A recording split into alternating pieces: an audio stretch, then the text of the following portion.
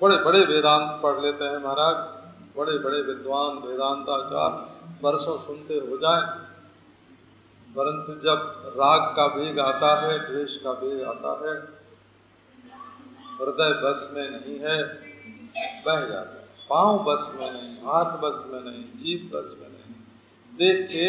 देख के आश्चर्य होता है। श्रम एव परो जाता, दीर्घया वृद्ध सेवया, दीर्घ काल तक बड़े बूढ़ों की सेवा करने पर भी केवल परिश्रम ही हुआ, जीवन में कोई परिवर्तन नहीं। बिना उपासना के वासना का वेग शांत नहीं होता, बिना योग के भोग की निवृत्ति नहीं होती, बिना भगवान के आश्रय से मनुष्य के मन में बल नहीं आता है, बिना ज्ञान के अज्ञान की निवृत्ति नहीं होती, भय की निवृत्ति नहीं होती। तो ये जो कहते हैं कि हम चाहे जो करें, चाहे जैसे रहें, ऐसे रहने का महात्मा की रहनी दूसरी होती है। बोलते हैं वाचो वेगम, कुछ बोलने का मन में आवे ना तो उसको काबू में रख सकते। क्रोध वेगम, क्रोध आवे मन में, उसके वेग को काबू में रख सकते। नहीं, वो डॉक्टर से पूछने मत जाओ कि वेग धारण करने से नुकसान होता है, ये मनोवैज्ञानिक डॉक्टर का काम नहीं है। यदि तुम्हारी इच्छा है कि हमको क्रोध ना आवे तो क्रोध शांत। उदरोपस्थ वेगम, खाने का वेग होता है, ये खा ले।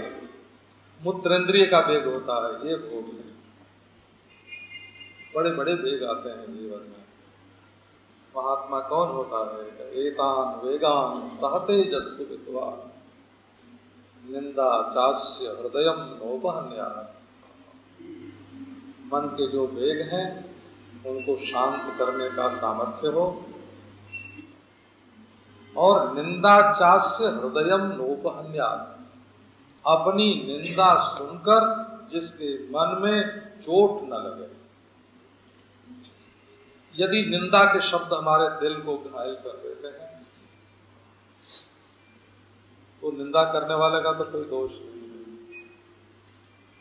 और इतने पुष्प सुकुमार, इतना मोम का दिल बना के रखा है कि चाहे जो चीज आगे गड़ जाए। महात्मा की पहचान है निंदा चास्य हृदयम नोपहन्यात्, निंदा सुन करके उसके चित्त पर चोट लगनी चाहिए नहीं। तो ब्रह्म है, आत्मा है, परमात्मा है।